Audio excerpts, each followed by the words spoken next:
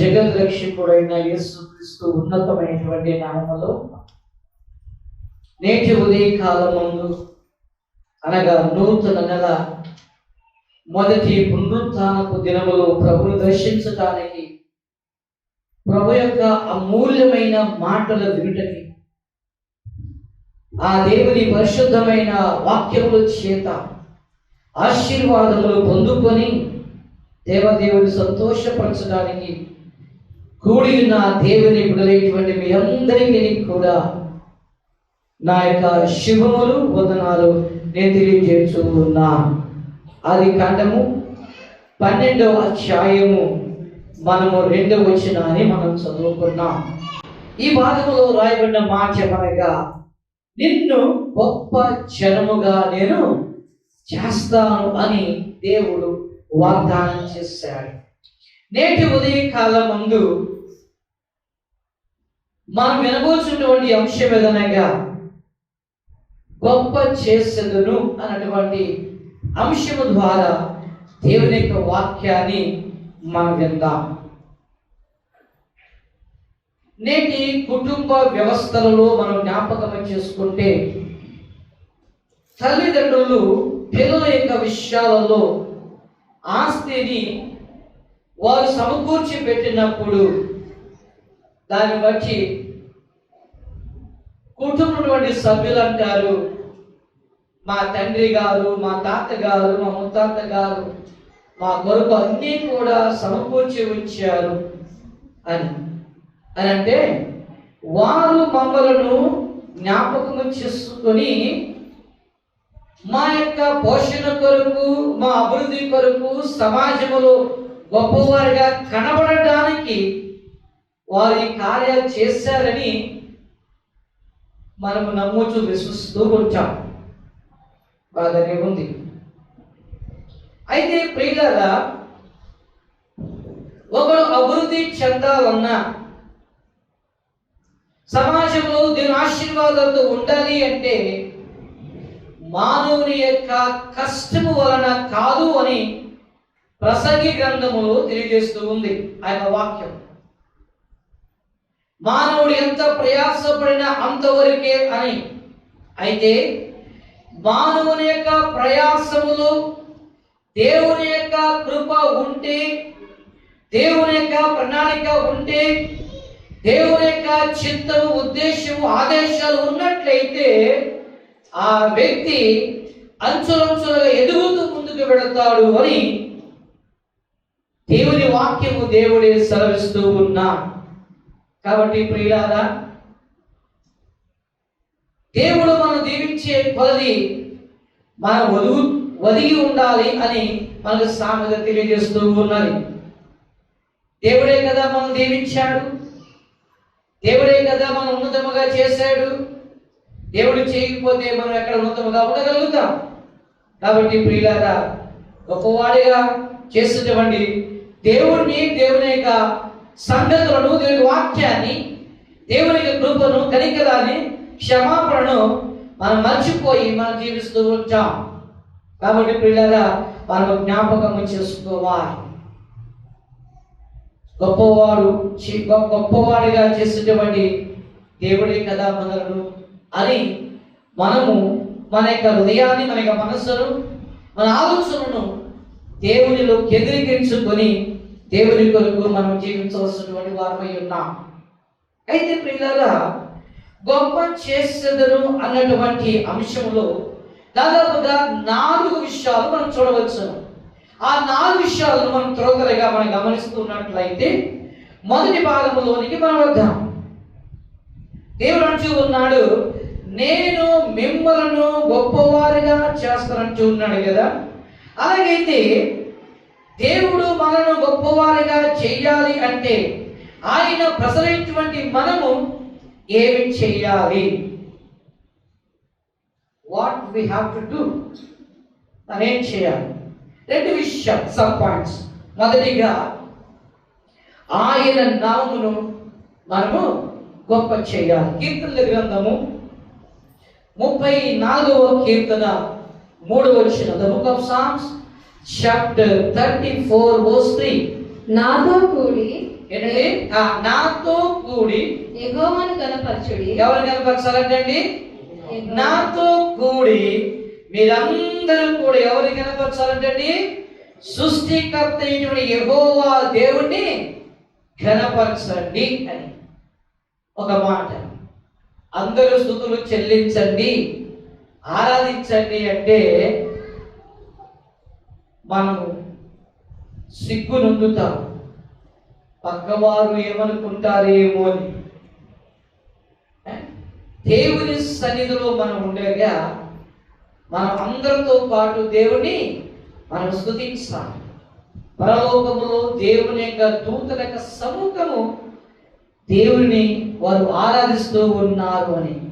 కనుక పిల్లలు దావీదు ఉన్నాడు, మీరు నాతో పాటు కలిసి మనమందరం కూడా యెహోవా దేవుని యొక్క నామాన్ని మనం ఏం చేద్దాం?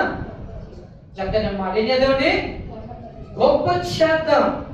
గొప్ప చేద్దాం అనగా we have to exalt his name. ఆయన యొక్క నామాన్ని ఉన్నతము చేద్దాం. ఉన్నతము అంటే if anybody give us something, immediately will say thank you brother, thank you sister.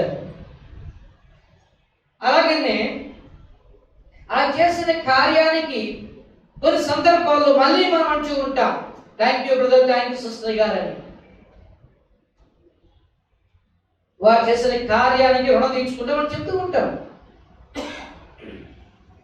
అలాగనే సృష్టించి సృష్టిలో నిన్ను సృష్టించినటువంటి దేవుని యొక్క నామాన్ని మనము గొప్ప చేసి ఆయన నామాన్ని మనము హెచ్చించాలి. ఆయనే హెచ్చించాలి, మనం తగ్గింపబడాలి.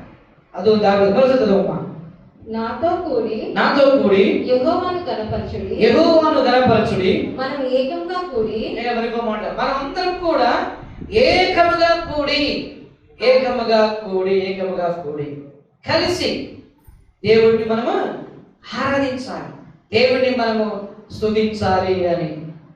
మనం అందరం ఏకము కూడి యెహోవా నామమును మనము గొప్ప చేయాలి. దేవుని యొక్క నామాన్ని మనం గొప్ప చేయాలి. రెండోది, ఈ విధముగా దేవుని యొక్క నామాన్ని మనము గొప్పగా చేసినట్లయితే మనకేంటి లాభము అని అంటే ఒక చిన్న కార్యం మనం చేయాలి. రెండో భాగంలో ఒక చిన్న కార్యం, ఆ చిన్న కార్యం చేస్తే మనకు దేవుడు దీవెనలు లాభాలు అనుగ్రహిస్తాడు. కీర్తనలు 19వ కీర్తన 11వ వచనం, the book of psalms chapter 90 11th verse.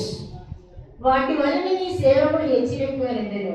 వాటి వలన నీ సేవకునికి హెచ్చరింపును. వాటిని గైకొనుట వలన గొప్ప లాభము. ఎవరైతే వ్యక్తి గై కొంటాడో ఆ వ్యక్తికి గొప్ప లాభం కలుగుతుంది అంటండి. ఏం కలుగుతుందండి? గొప్ప లాభం. ఏదైనా ఇన్వెస్ట్ చేయాలంటే, ఎగ్జాంపుల్ బ్యాంకుల్లో, పోస్ట్ ఆఫీసుల్లో కదా, ఫిక్స్డ్ ఏదైనా చేయాలంటే ఒక ఫామ్ ఉంటుంది, రూల్స్ ఉంటుంది, అవన్నీ మనం చేయాలి. చేసిన తర్వాత అప్లై చేస్తాం, మనం డబ్బులు కట్టాలి. ఒక 5 years 10 years అయిన తర్వాత మనకి రావాల్సిన అమౌంట్ మనకి వస్తుంది. ఏమీ చేయకుండా ఉంటే డబ్బు కొంచెం చూసి వస్తుందా? రాదు.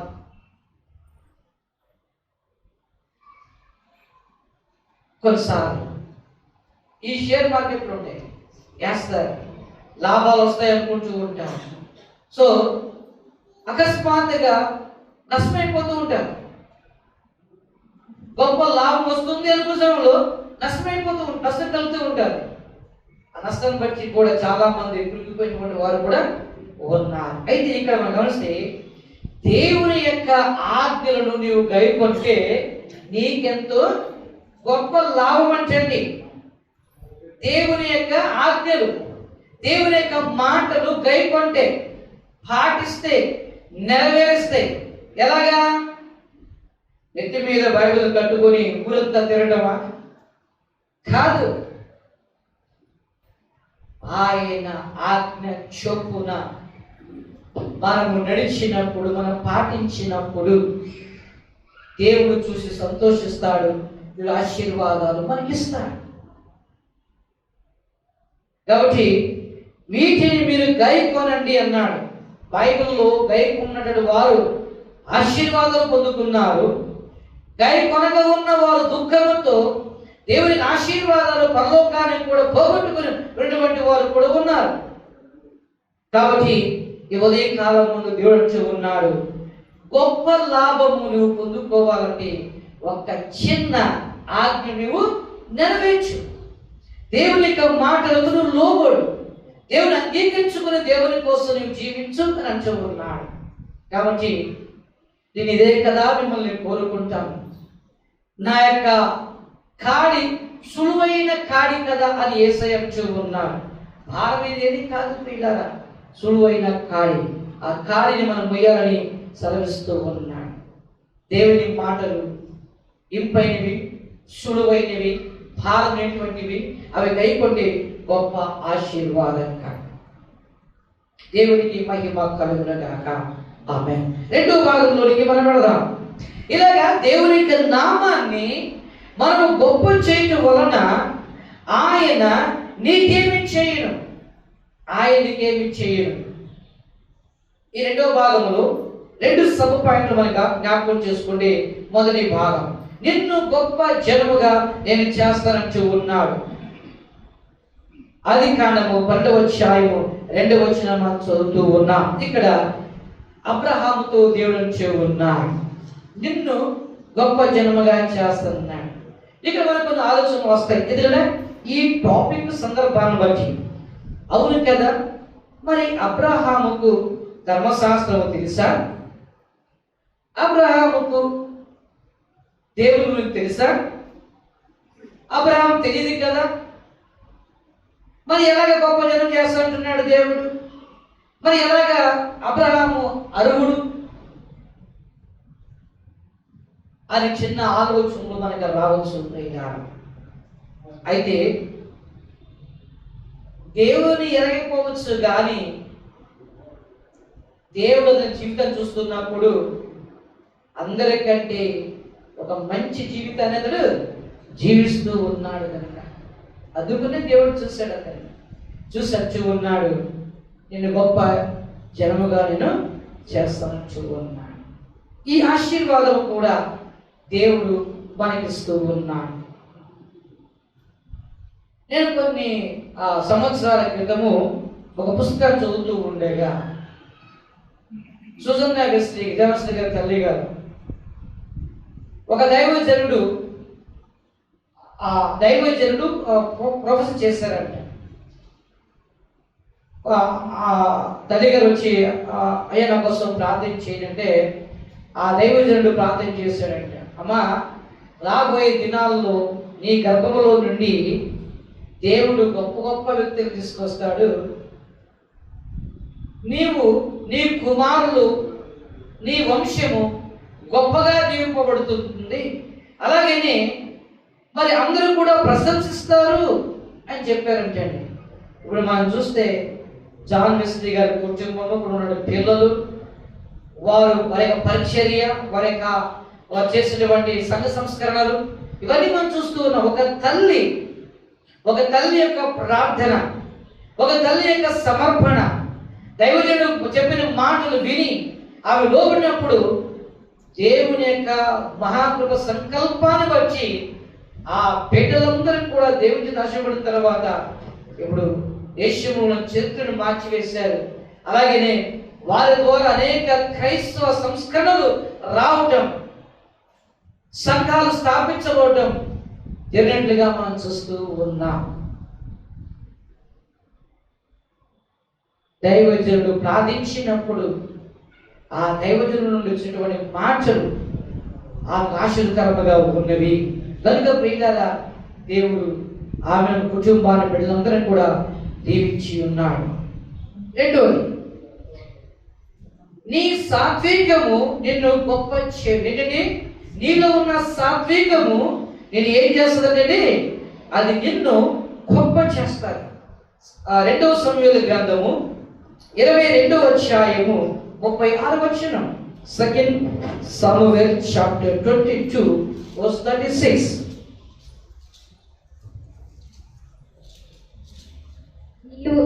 నీవు నీ రక్షణ కేడమును నాకు అందించుదువు. నీవు నీ రక్షణ కేడమును నాకు అందించదువు. నీ సాత్వికము నన్ను గొప్ప చేయును. నీ సాత్వికము నన్ను గొప్ప చేయును. ఎవరు సాత్వికం అండి? దేవుణ్ణి ఎరిగినప్పుడు దేవునిలో ఉన్నటువంటి సాత్వికత్వాన్ని ఆ దేవుని అనేటువంటి బిడ్డలలో ఉంటుంది కనుక వారు సాత్వికముతో నమ్రతతో జీవిస్తూ ఉన్నప్పుడు దేవుడు చూసి గొప్పవారిగా ఆయన చేసే దేవుడు అని. విలియం కేరీ గారు చెప్పులు కుట్టుకుంటూ తన ముందు ప్రపంచ పట పెట్టుకొని ప్రార్థన చేస్తూ తన పనులు చేస్తూ ఉన్నాడు. ప్రియులారా, అతని భక్తి, అతని యొక్క విశ్వాసము, అతని యొక్క నమ్మకము, అతని యొక్క యథార్థత దేవుడు చూశాడు. ఇంగ్లాండ్ నుండి మిషనరీస్ని పంపిస్తూ ఉన్నారు. తర్వాత ఒక రోజున సంఘములో దైవజనుడు మిషనరీ సేవ కొరకు ఎవరైనా సమర్పించుకుంటారా అని అన్నప్పుడు, అయ్యా నేను సమర్పించుకున్నాను, నేను వెళ్తాను అన్నప్పుడు అందరూ నవ్వారంట. చెప్పులు కుట్టుకున్నవాడు నువ్వు, ఓకే నువ్వు వెళ్తావా? ధనవంతులు, గొప్పవారు అందరూ అనేక రకాలుగా మాట్లాడారు. ప్రియులారా, ఎవరు ఆ సమయంలో రాలేదు, కానీ విలియం కేరీ ఒక్కడే దేవుని సన్నిధిలో నిలబడ్డాడు. అయ్యా నేను వెళ్ళటానికి సిద్ధముగా ఉన్నాను అన్నాడు. దేవుడు అతనికి జీవితాన్ని చూసాడు, అంతరంగపు జీవితాన్ని చూశాడు, కానీ పై రూపపు పనులు దేవుడు చూడలేదు.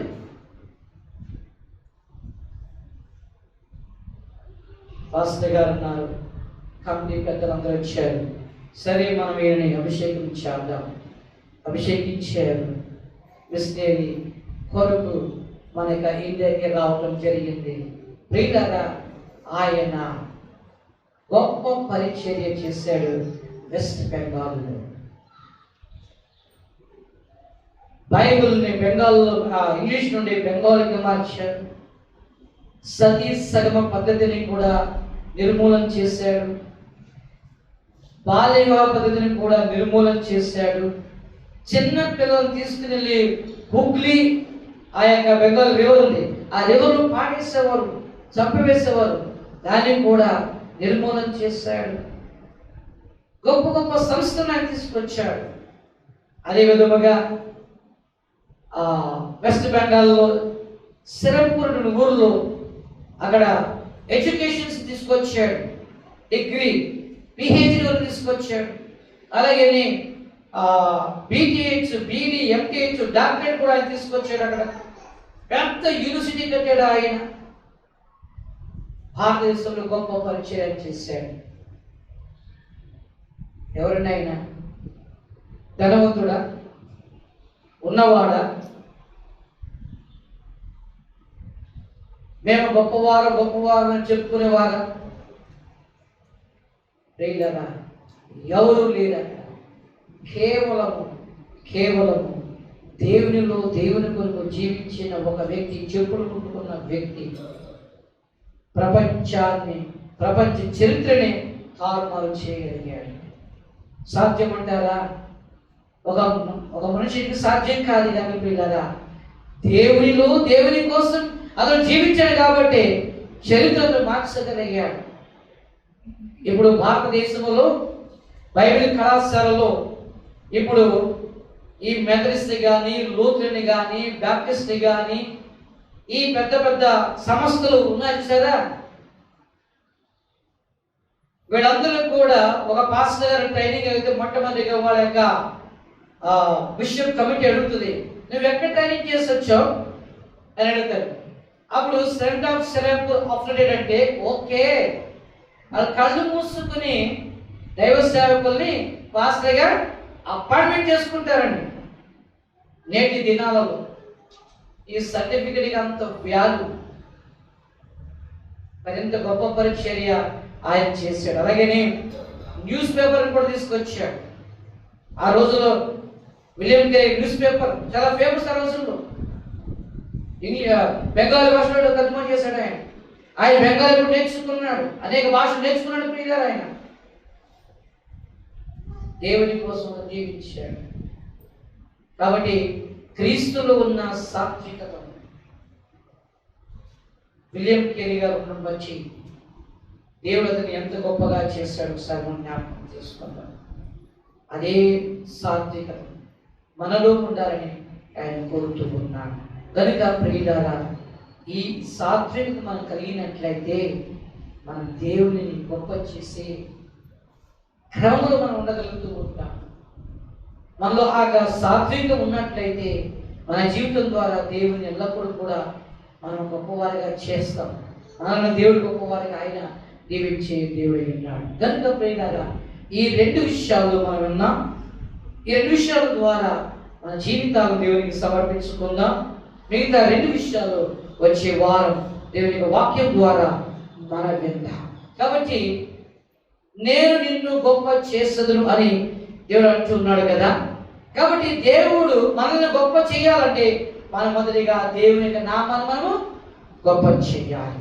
అలాగే రెండవదిగా దేవునిలో ఉన్న సాత్వికం మనం కలిగినట్లయితే ఆ యొక్క సాత్వికం మనలో పనిచేస్తుంది కనుక ఆ సాత్వికాన్ని బట్టి దేవుడు మనను సమాజంలో గొప్పవారిగా ఆయన దీవించి గొప్పవారిగా చేసే దేవుడై ఉన్నాడు. ఈ సాత్వికాన్ని బట్టి బైబిల్లో కూడా ఎంతమంది అయితే ఉన్నారో మనకి అందరికీ తెలుసు. మోషే గురించి కూడా దేవుడు ఉన్నాడు, నా ఇల్లంతటిలో మోషే గొప్పవాడు, సాత్వికము కలిగిన వాడు అంటున్నాడు.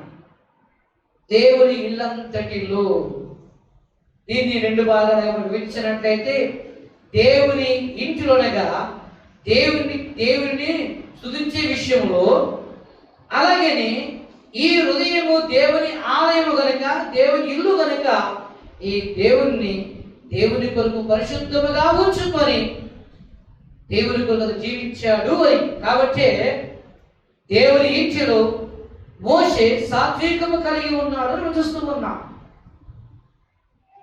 మీరు నేను కూడా దేవుని కొరకు మన ఇల్లును సాత్వికముతో కలిగి ఆయన నామాన్ని గొప్ప చేస్తూ ఆయన కొరకు మనం జీవించడానికి సిద్ధపడదాం.